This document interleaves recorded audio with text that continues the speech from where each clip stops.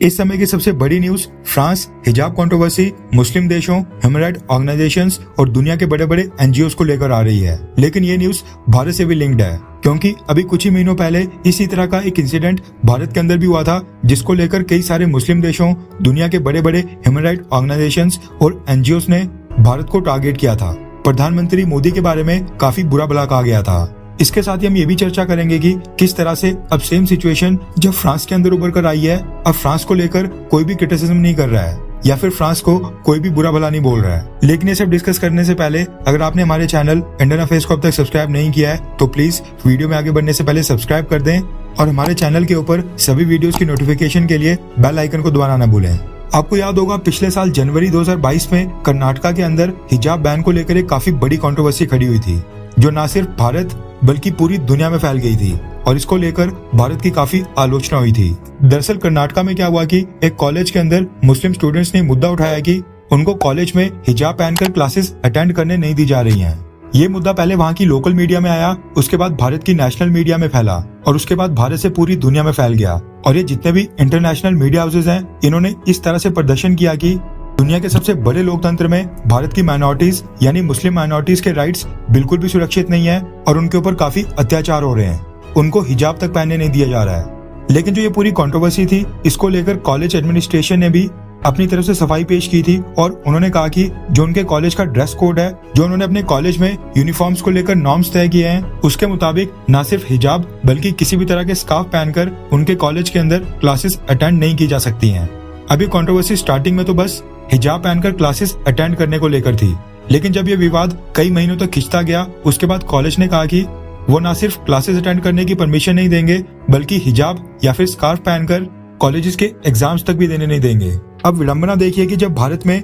कर्नाटका के अंदर कई सारी मुस्लिम स्टूडेंट्स हिजाब पहनने को लेकर प्रोटेस्ट कर रही थी, सेम उसी टाइम ईरान के अंदर जो ईरान की महिलाएं हैं और वहाँ की लेडीज हैं, वो हिजाब के खिलाफ आवाज उठा रही थी। लेकिन भारत के अंदर इसके बिल्कुल उल्टा हो रहा था। अब जो ये पूरी कंट्रोवर्सी थी, इसको लेकर न सिर्फ भारत सरकार बल्कि बीजेपी की पार्टी, मोदी गवर्नमेंट और कर्नाटका की सरकार को काफी बुरा भला कहा गया था और भारत की काफी आलोचना हुई थी, क्योंकि उस समय कर्नाटका के अंदर बीजेपी की गवर्नमेंट थी। और ये जो पूरा केस था, इसको दुनिया के कई सारे बड़े बड़े एनजीओस, ह्यूमन राइट ऑर्गेनाइजेशंस और इंटरनेशनल मीडिया हाउसेज ने उठाया था। अब जो ये भारत का हिजाब रो था, सेम तरह की चीज आज की डेट में फ्रांस के अंदर भी हो गई है, लेकिन फ्रांस के ऊपर कोई भी उंगली नहीं उठा रहा है। दरअसल फ्रांस के अंदर क्या हुआ कि वहाँ पर एक फुटबॉल की टीम थी। अभी जो महिलाओं की फुटबॉल टीम थी, इसके कुछ प्लेयर्स ने डिमांड की कि क्योंकि वो मुस्लिम धर्म से हैं, इसलिए वो चाहती हैं कि जब वो फुटबॉल मैच खेलें तो वो हिजाब पहनकर खेलें।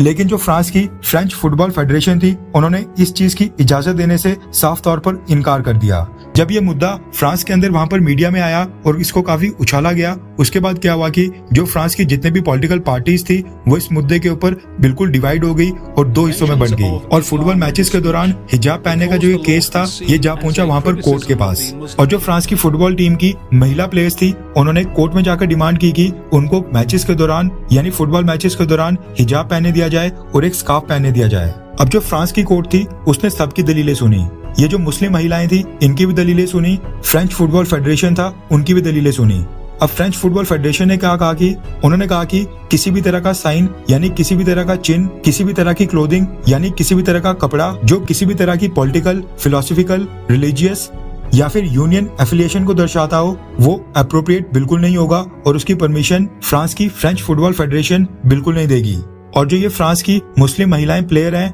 जो ये मैचेस के दौरान हिजाब पहनने की परमिशन मांग रही हैं, ये एक तरह की रिलीजियस एफिलिएशन ही है। इसके साथ ही जो फ्रांस की राइट विंग की पार्टीज थी, उन्होंने कहा कि जब आप किसी भी तरह का स्पोर्ट्स खेलते हैं यानी जब आप कोई भी खेल खेलते हैं, तो वहाँ पर आपको अपनी रिलीजियस क्लोथिंग पहनने की बिल्कुल भी जरूरत नहीं है। जब आप फुटबॉल खेल रहे हो, वहाँ पर आपको ये शो करने की जरूरत नहीं है कि आप कौन से धर्म से हैं और आप कौन से धर्म को प्रैक्टिस करते हैं। इसलिए जो फुटबॉल टीम की मुस्लिम महिलाएं ये मांग कर रही हैं कि मैच के दौरान उनको हिजाब पहने दिया जाए, ये मांग बिल्कुल गलत है। इसके साथ ही क्या हुआ कि जो फ्रांस के अंदर वहाँ पर लेफ्ट विंग की पार्टीज थी, अगर ये फुटबॉल टीम की जितनी भी मुस्लिम महिलाएं प्लेयर हैं, इनको ये परमिशन नहीं दी गई यानी अगर इनको हिजाब पहनने नहीं दिया गया, तो इसके कारण फ्रांस के अंदर जो सेकुलरिज्म है वो रिस्क के ऊपर आ जाएगा यानी सेकुलरिज्म खतरे में पड़ जाएगा। इसके साथ ही न्यूट्रलिटी बिल्कुल नहीं होगी और जो राइट टू प्रैक्टिस रिलीजन है यानी अपने अपने धर्म को प्रैक्टिस करने की जो इजाजत देता है कॉन्स्टिट्यूशन, ये एक तरह से उसकी खिलाफत करना होगा और ये एक तरह से इस्लामोफोबिया भी है। लेकिन ये सारी दलीलें सुनने के बाद जो फ्रांस की टॉप कोर्ट थी,